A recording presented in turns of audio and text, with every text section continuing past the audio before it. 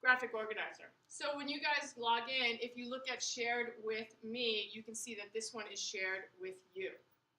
So go ahead and go to your shared with you documents. And as you guys add yourselves to here, we can start talking about how this might be helpful in a class. So go to your Google Drive, and then you are going to look under where it says shared with me, and then you'll see it looks like this, and when you click on it and open it, you should have that one available. What's the icon?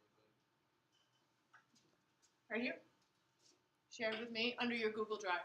So first you got to go to the waffle, then choose Google Drive. Yep, right? go to the waffle first, and then choose Google Drive. It's coming up a little box with different icons. Let me take a look.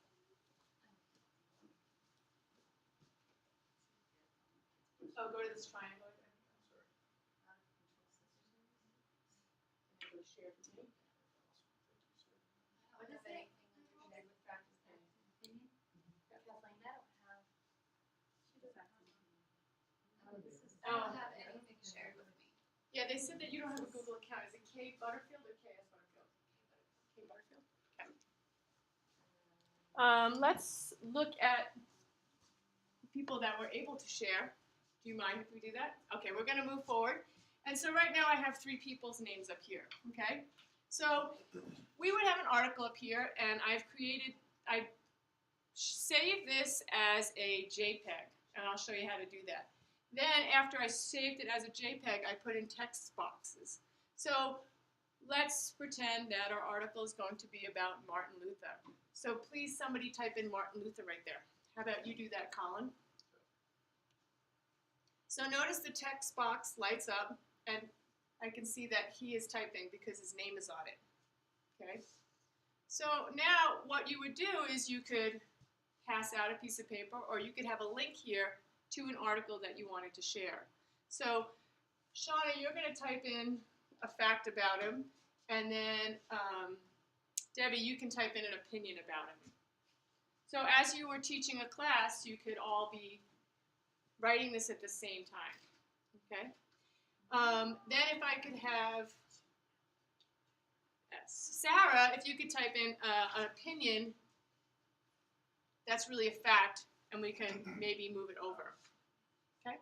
For some reason, it won't type. Did you click in the box? I'm trying to. So try the next box down. Okay. So I created a text box here so that each person can type in a text box. Okay, so even though it's just a picture, on top of it I had to put these things in there. Do you see how that could be helpful in a classroom? Yeah. Okay. You can have groups of 5, you can have groups of 4 working on the same article. Okay? So as she writes it wrong, as she gets it wrong, she can move it over here. So see if you can grab your text box and move it. I know! That's not fair. It is a lot of stress because we can't see what each other are doing. Okay, so what do I do? So now, can you click it and move it? Is that something that you can do? I don't know how to spell it. Sorry, I don't spell right. So, I'm still getting used to this theme. okay. I'm very confused. So they can't really move the whole things, but they can cut and paste it Oh, because cut and once paste you it. make it, you can't Oh my manipulate it. goodness, I don't Only know that you that. can't. They can't manipulate it. Only you can manipulate it. So that's one example. The next thing we're going to look at is this Venn diagram that I created. Okay. So here is something that I've used with another class, and I've shared this with you guys also.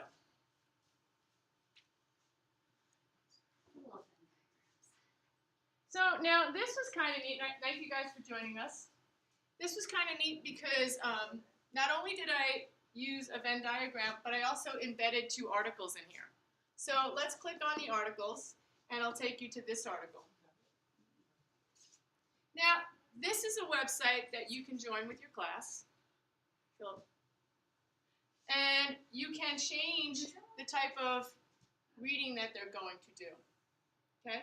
So for your struggling readers, they can go to 320 words. Yeah, it's really cool.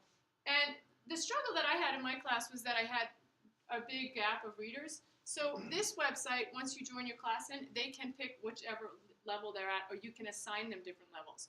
So even though they're at different levels, they are all reading the same content, so you can have a shared conversation with it.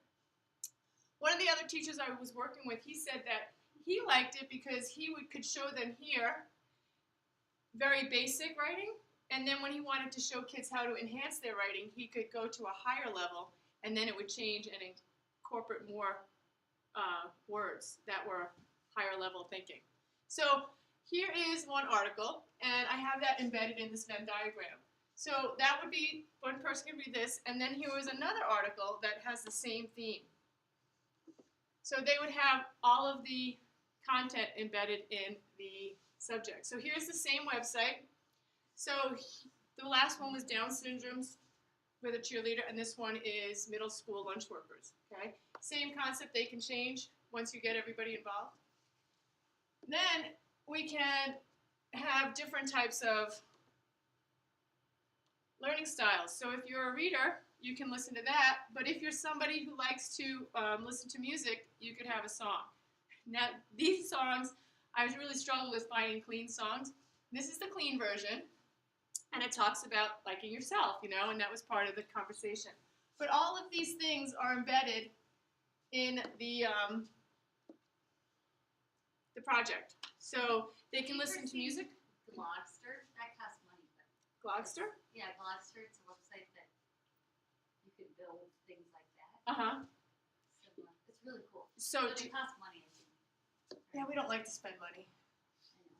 So then I've asked you guys to share, and these ones I made the text boxes so that they're colored, okay? So these are the things that the last group shared.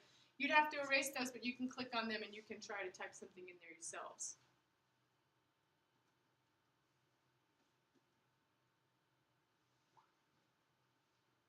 And sometimes when we do blogs, it's really hard because it can be anonymous. Nothing here can be anonymous. As you are typing on it, every child gets to see what every person is doing. Okay? So what I would like you to do, is this something that you would feel would benefit your class? Sure, we always use Venn diagrams. Yeah. So our writing would be in the font color or the. Yes. Yep. And then when you see it, you can see who's doing it. You can also have people comment. So if you click here, you can type stuff in there that says, hey, that's not accurate, or can you please talk about this? So depending on what's going on in your class, they can have a conversation too. And like Shauna said, it's really great to start to teach kids how to work collaboratively without having to talk to each other. And they can do it at home. So if your kids have 2 computers at home, you could have them do a project at home and then come and share it in class. So here's the last one I wanted to show you, and this is a cluster web. So I went out and I grabbed this picture. And this has a lot less information on it. But when you click on them, you can see that we can have a text box in each one. You're a little limited with how you're going to make your webs because the circle and a text box are different. But what I'd like you to do is I'd like you to go to your drive right now, and we can create a new one.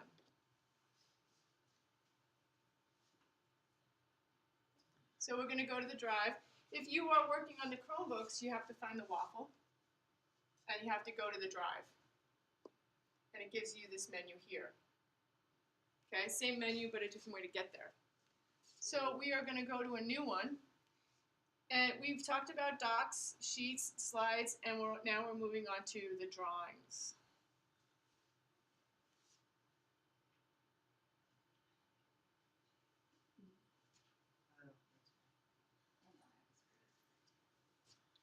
So when I did this before, I would go to like EduPlace or any place I found graphic organizers that I've liked, and I can save them to my file. Then I can insert them. But like I said, it's a little limiting. So here we are going to start by inserting, okay? So we can insert images, text box, links, lines, and shapes. Let's start with a shape so you can create your own graphic organizer. When we are doing review for our SAGE tests, graphic organizers are fantastic. For science, because it gets all the concepts in row. For language, there's a lot of comparing and contrasting. And informational text, trying to get the meanings out of them. So let's start with just creating maybe a quick graphic organizer with circles. How come I'm not doing this right? It takes a second, Margie.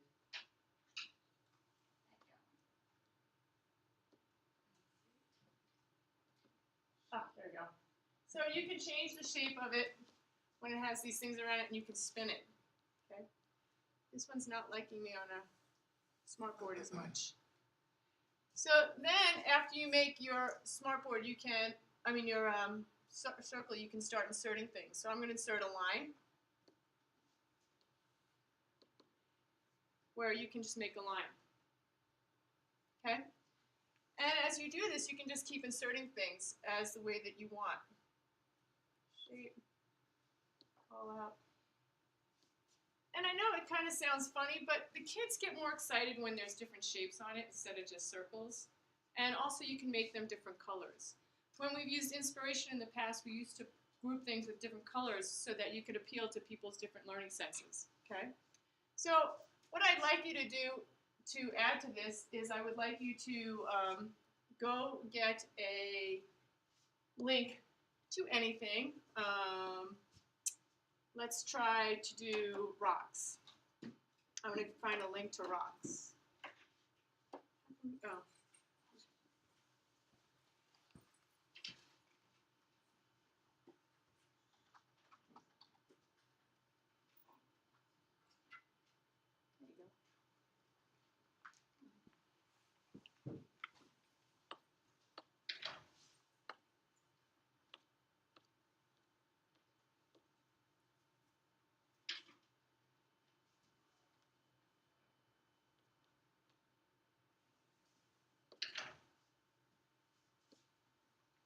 So here's Education Rocks, and I'm just going to grab this link right here.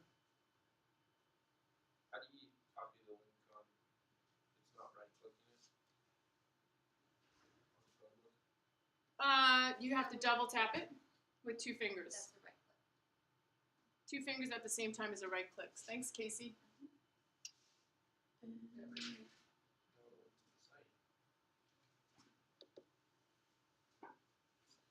Thanks, Casey, for helping Colin out. So here I want to put in a link. Thanks. And usually you have to link it to something. So notice I can't just link it on the page. I have to put something there to link it to. That's something that confuses people. So if you want them to learn about rocks, you could put a picture here of a rock. And then you could link that article there or that website.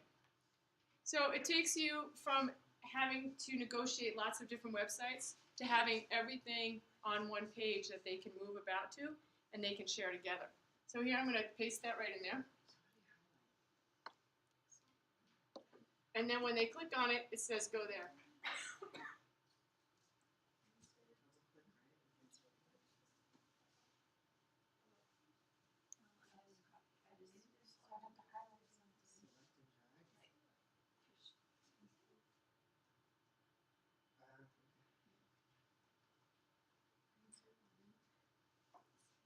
So It takes a while to get used to it, but when you do, it's nice. Yeah.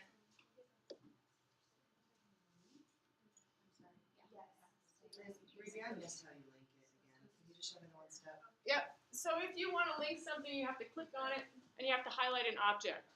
And then you have to insert a link to it. You can't link to something blank and then it gives you the space right there. So insert. And then there's okay. Insert. So the other thing is as I'm using these, I can change colors. So if I want to have all of something that is talking about igneous rocks, I can make them all red. If I'm talking about sedimentary rocks, I can make them all blue. And that kind of appeals to people who learn differently. I don't learn very well from reading, but I learn very well from people showing me stuff, and I'm very visual. So this would appeal to me. You can change your fonts, and you can also insert some pictures. You can load pictures that you have on your hard drive by just choosing an image there. You can take a snapshot of your screen because your Chromebooks actually take screenshots. And the screenshot is to, there's on the top row button, there's a screen that has like barriers on both sides. If you hit that and Control Shift, I think it is,